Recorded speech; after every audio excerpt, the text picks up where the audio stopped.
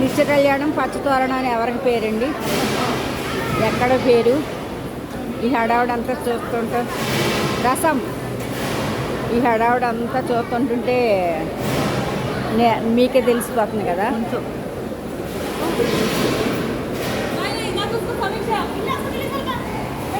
మాకు ఈ వారం రోజులు కూడా అన్నదాన సత్రంలోనే పడింది డ్యూటీ.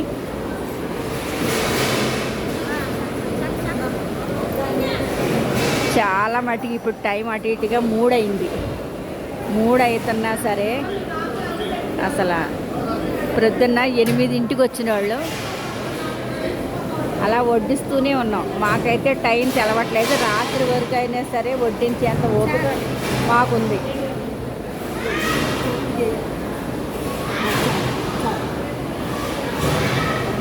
వచ్చిన వాళ్ళు వచ్చినట్టుగా, వెళ్ళిన వాళ్ళు వెళ్ళినట్టుగా. గంగా మా ట్రూప్ మాత్రమే ఈ బఫేలో కూర్చున్నాము. 11 మంది వచ్చిన గ్రూప్ అనమాట. ఏమంటే కిందకి పెట్టండి, కిందకి పెడితే నాకు కాస్త వీలుగా ఉంటుంది. మీకు ఎంతవరకు కావాల్సి అంతవరకు పోయగలను నేను. మీరు మరీ అంత పైకి పెడితే నా వల్ల కావట్లా, ఎక్కువ పడిపోతుందని అంటున్నారు కదా. మనం చెప్పినట్టు ఎవరో వింటలా. ఈ గిన్నెలు ఏమో కాస్త పెద్దగా ఉన్నాయి, చిన్న చిన్న గదిలతో అలవాటేమో. చేతులైతే నొప్పులు కాస్త అలా ఉంది. ఇది రసం అమ్మ పోయినా, అది సాంబారు.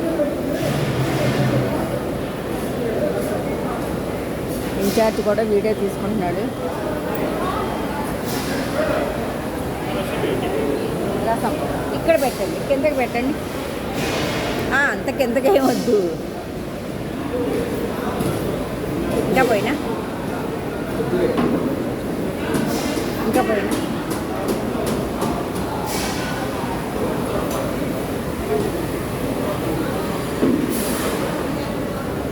కింద పెట్టండి స్వామి.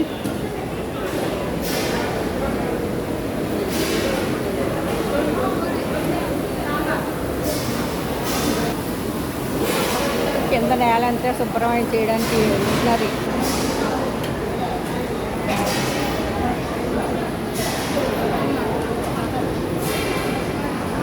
ఇంకొంచెం కిందకి పెట్టండి.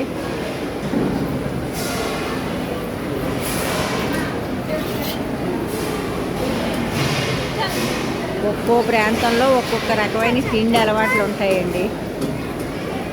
ఇట్లా నాన్న సాంబార్ పోపించుకొని, చారు పోపించుకునే వాళ్ళు, పెరుగులో రసం పోపించుకునే వాళ్ళు. కిందకి పెట్టండి. రకరకాల తిండి అలవాట్లు.